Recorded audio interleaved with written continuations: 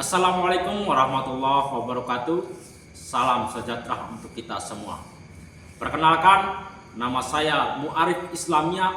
Saya merupakan salah satu dosen di STKIP Harapan Bima. Sebagai seorang dosen, tentu wajib melaksanakan pelaksanaan Tridharma Perguruan Tinggi yang meliputi pengajaran, penelitian, serta pengabdian kepada masyarakat. Pada kesempatan kali ini, saya ingin menyampaikan salah satu mata kuliah saya ampuh selama mengajar di STKIP Harapan Bima. Salah satu mata kuliah tersebut adalah Fisika Dasar 1. Fisika Dasar 1 merupakan mata kuliah umum yang harus ditempuh oleh mahasiswa program studi pendidikan IPA semester 1 dengan jumlah bobot SKS 3 SKS. Mata kuliah ini memiliki 4 CPL. Yang pertama, menguasai prinsip dasar fisika dasar 1. Yang kedua, mampu menerapkan pemikiran logis, kritis, sistematis, dan inovatif dalam konteks pengembangan atau implementasi ilmu pengetahuan dan teknologi yang memperhatikan dan menerapkan nilai humaniora yang sesuai dengan bidang keahliannya. CPL yang ketiga, menunjukkan sikap bertanggung jawab atas pekerjaan di bidang keahliannya secara mandiri. CPL yang keempat, mampu bertanggung jawab atas pencapaian hasil kerja kelompok dan melakukan supervisi serta evaluasi terhadap penyelesaian pekerjaan yang ditugaskan kepada pekerja yang berada di bawah tanggung jawabnya. Dari keempat CPL ini akan melahirkan 4 CPMK yang dari 4 CPMK melahirkan sub CPMK, yaitu kurang lebih 7 sub CPMK, di mana dari 7 CPMK sub CPMK tersebut akan melahirkan 14 kali pertemuan tatap muka kecuali UTS dan UAS. Pada pembelajaran kali ini saya menggunakan pendekatan problem based learning serta discovery learning. Namun pada pembelajaran pada kali ini saya menggunakan pendekatan problem based learning. Pendekatan ini dipilih agar dalam proses pembelajaran mahasiswa dapat memahami suatu kasus yang memiliki keterkaitan dengan materi yang dibahas serta diminta untuk mencarikan sebuah solusi mengenai bagaimana cara menyelesaikan masalah yang tengah dihadapi dalam proses pembelajaran. Model pembelajaran yang saya gunakan pada video pembelajaran ini yaitu model cooperative learning. Model ini dipilih agar mahasiswa dapat bekerja sama serta berdiskusi dengan rekan sejawat dalam melakukan pemecahan masalah dan tujuan lainnya. Mahasiswa pula dapat membangun kepekaan sosial dan dapat mengamalkan nilai gotong royong sebagai bentuk kearifan lokal. Bentuk penilaian yang saya gunakan adalah penilaian holistik, di mana penilaian dinilai secara keseluruhan sehingga CPL yang diharapkan dapat terukur secara maksimal. Demikian penjelasan singkat tentang mata kuliah Fisika Dasar 1 yang saya ampuh. Selanjutnya, saya akan melakukan praktek pengajaran pada mata kuliah Fisika Dasar 1 pada topik gerak harmonis sederhana.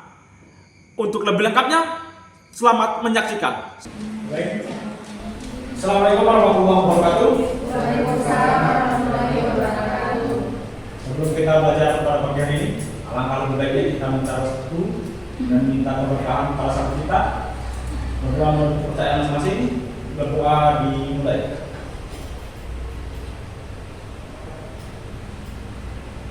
Berdoa selesai. Baik, untuk pertemuan kali ini kita akan membahas sebuah pembelajaran yang sering kita jumpai, yaitu gerak harmonis sederhana atau singkat GHS. Pada pertemuan kali ini kita akan membahas beberapa tujuan perkuliahan. Yang pertama, memahami konsep dasar GHS. Apa saja yang kita kutip? Yang pertama, mahasiswa mampu memahami gerak harmonis sederhana sebagai gerak berbentuk bolak balik. Oh ya, gerak bolak balik. Kemudian mengenali contoh gerak harmonis sederhana dalam kehidupan nyata dan kehidupan sehari-hari seperti berbagai macam yang ada seperti ayunan, tugas baru sederhana dan gerakan molekul. Kemudian menganalisis persamaan gerak harmonis sederhana serta menentukan energi dalam sistem gerak harmonis sederhana. Sebelum saya ke sana, adik-adik mahasiswa, kira-kira apa sih gambaran utama dalam pikiran adik sekalian setelah mengetahui tujuan perkuliahan kita? Gerak harmonis sederhana itu seperti apa? Ada yang bisa jawab? Atau sebelum dijawab, saya punya sebuah cerita. Sebuah cerita bandul di beranda nenek. Sekali lagi, sebuah cerita yang berjudulkan bandul di beranda nenek. Setiap sore, Dinda duduk di taman melihat seorang anak kecil bermain ayunan bergerak seperti gerakan bandul ke depan dan ke belakang. Sampai sini bisa ditangkap sebuah cerita singkat bandul di beranda nenek. Bisa paham? Nah, sebelum sampai saya ke sana, ada yang bisa jawab. Dan cerita ini kira-kira apa itu gerak harmonis sederhana? Dari cerita yang saya bacakan barusan. Ada yang lain? Ada yang tidak? Ada yang coba? Berarti enggak? Saya tidak. Apa dari cerita ini kira-kira gerak harmonis sederhana itu apa? Gerakan bolak-balik yang teratur. Gerakan bolak-balik yang teratur. Gerakan yang hampir sama. Gerakan yang hampir sama. Gerakan lagi?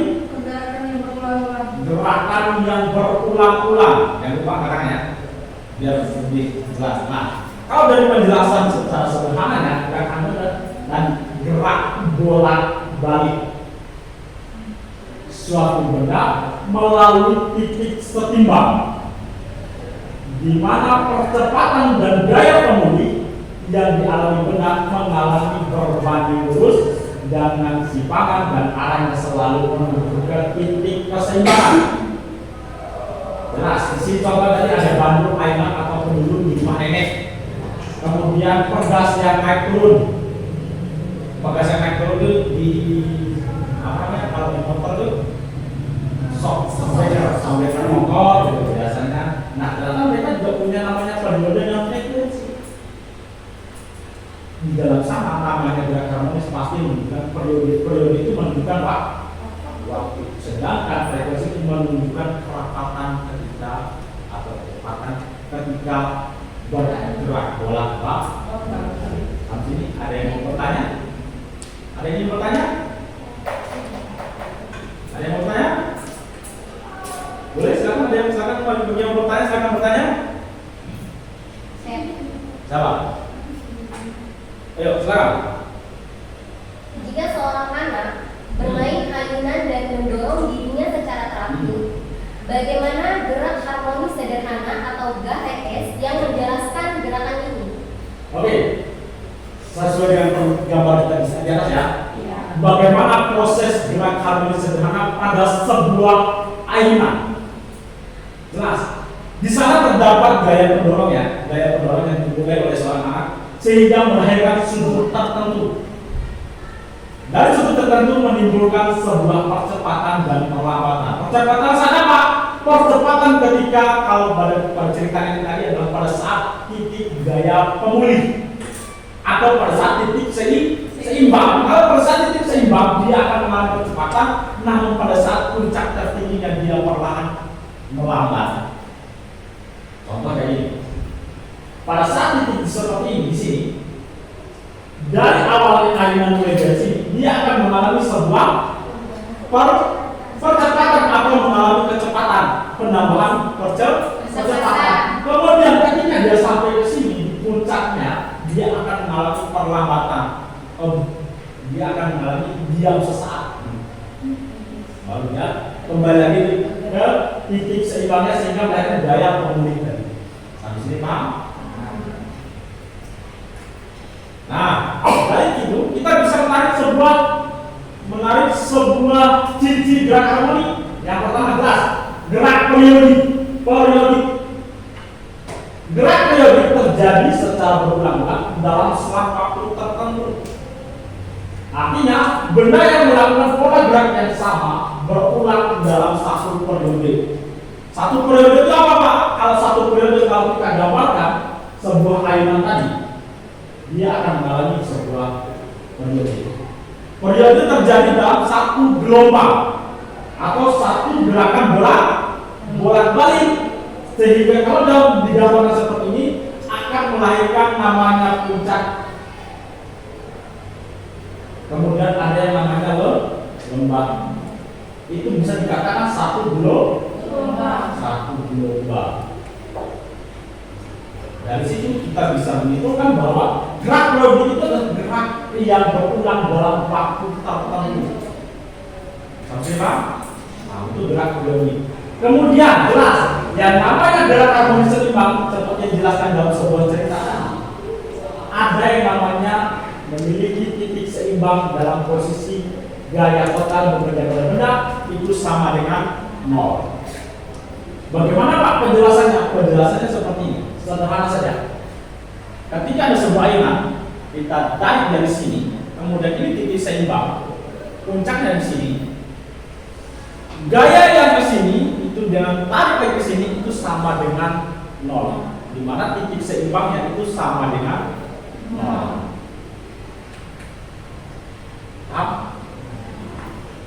Kemudian ada gaya pemulih atau restoratif, selalu ada gaya menarik kembali ke titik seimbang. Jelas, kalau kita sudah sampai sana, pada saat titik puncak akan ditarik kembali. Seperti penjelasan sebelumnya. Kemudian ada simpangan maksimum. Simpangan maksimum yang dimaksud di sini adalah amplitudo atau simpangan terjauh. Amplitudo adalah jarak terjauh benda dari titik seimbang. Ini menunjukkan seberapa luas gerak bolak-balik. Biasanya ini ditentukan seberapa simpangannya atau seberapa jauhnya.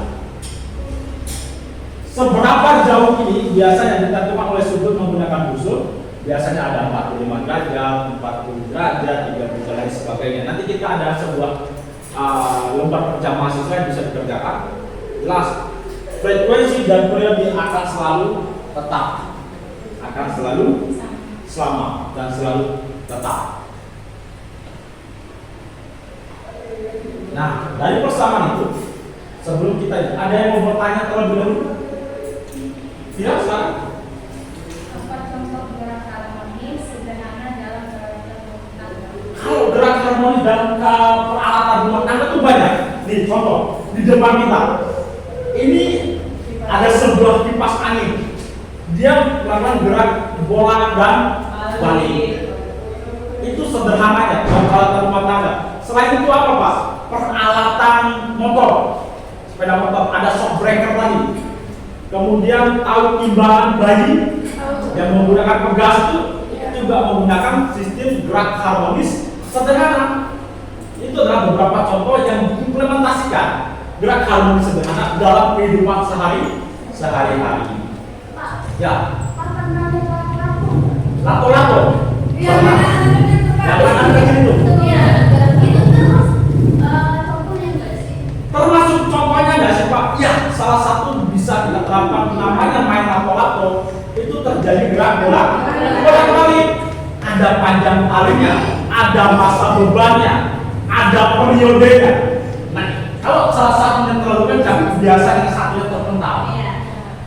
Kalau tidak dalam keadaan seimbang, tetapi terjadi namanya gerak bolak-balik. Itu yang fenomena beberapa bulan yang lalu lato-lato juga ya.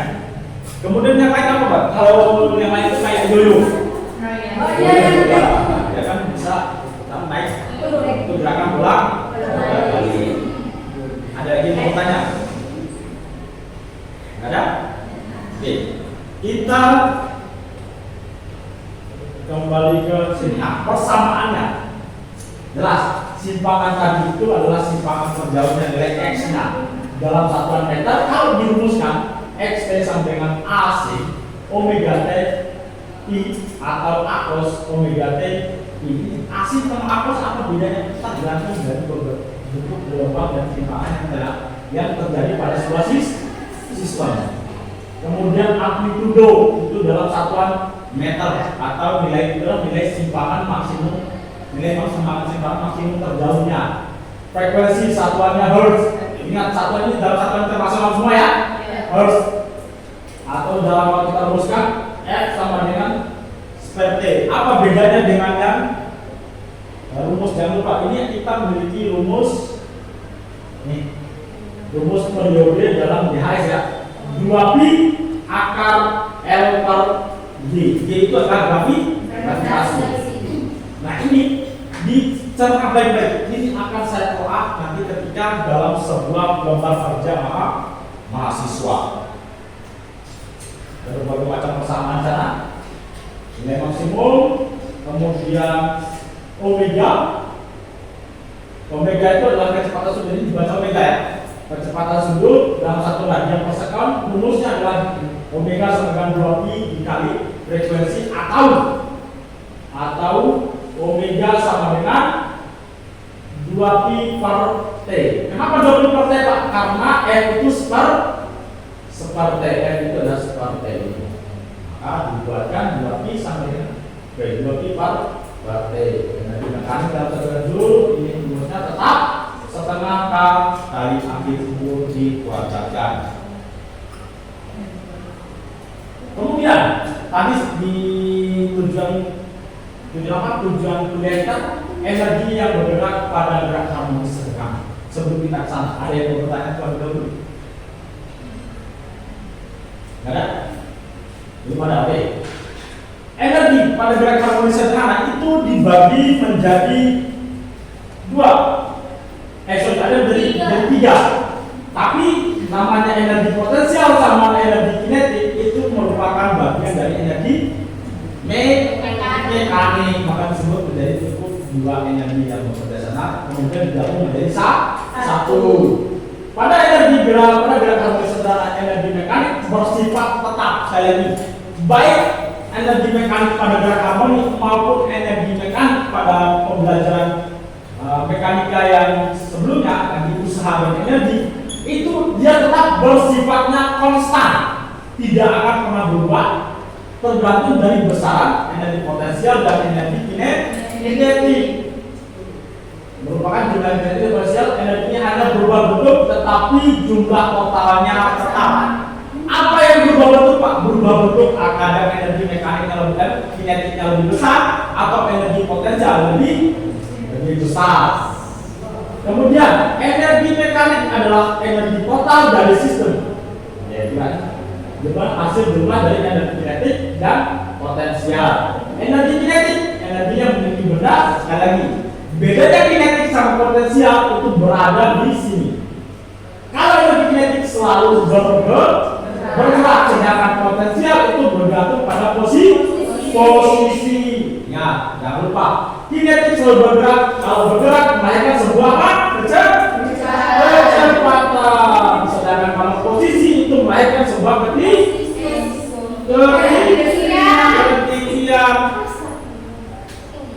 Dan lagi kalau kinetik itu dari kecepatan, kalau potensial itu dari ketinggian.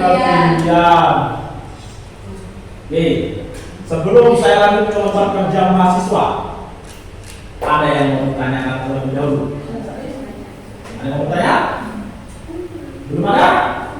Oke, kalau belum ada, saya punya lembar kerja mahasiswa, ada 2 di sini. Yang pertama ini dan yang kedua ini. Nah, sekarang coba dikerjakan secara diskusi. Yang belakang silakan diskusi dengan teman bangku yang di belakang, yang depan diskusikan dengan teman bangku yang di depan. Nanti satu orang atau satu kelompok silakan mengerjakan di depan bagaimana cara menyelesaikan soal ini. Coba perhatikan. Sebuah benda bermassa 0,5 kilogram terikat pada ujung pegas dengan konstan pegas K sama dengan 200 N per M. Benda tersebut bergetar secara harmonik dengan amplitudo 0,1. Nah, sekarang dicatat, diselesaikan. Coba diselesaikan.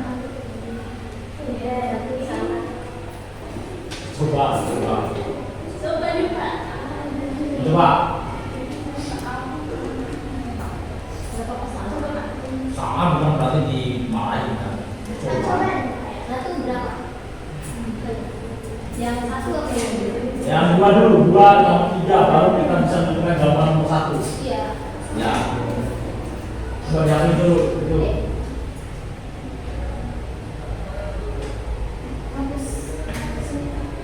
Boleh mau ini mau menempatkan Mbak.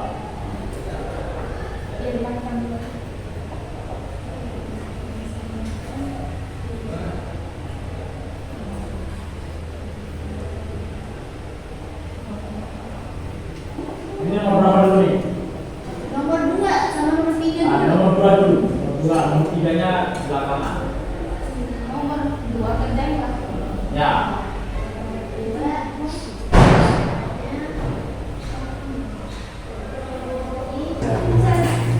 Oke, kita mulai ya. Iya. 1 joule 0,36 0,6. Sampai sini paham? Sudah mulai paham nih? Kenapa ya? Masih bingung? Joule paham? Iya, betul. Bebas? Paham? Roni, Pak Roni? Paham? Baik.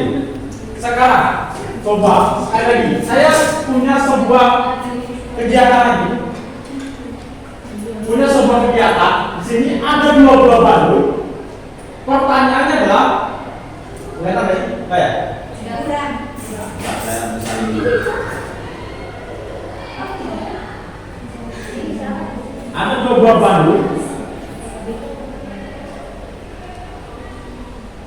Kelihatan? Kelihatan ya? Ada 2 buah bandul. Nah sekarang tolong analisis yang terjadi pada 2 bandul tersebut. Yang pertama, bagaimana pengaruh panjang tali ketika saya menggerakkan bandul tersebut?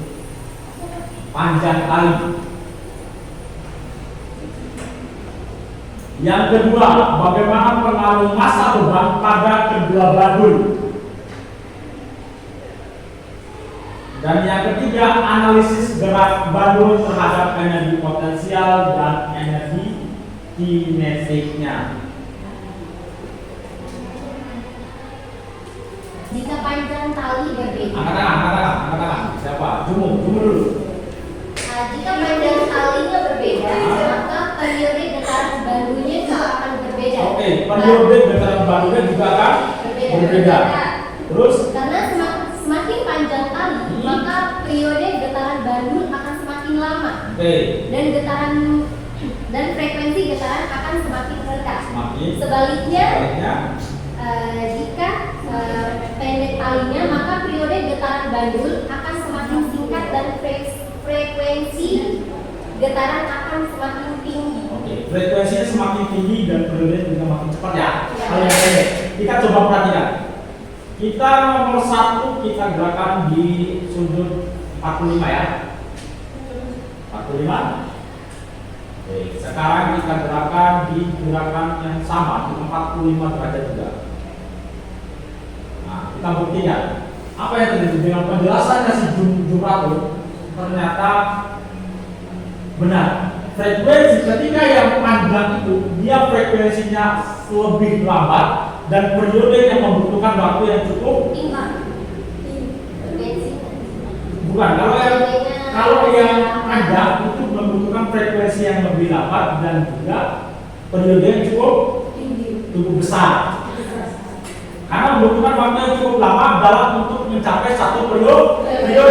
Akan berbeda kasus dengan yang pendek atau benda satu.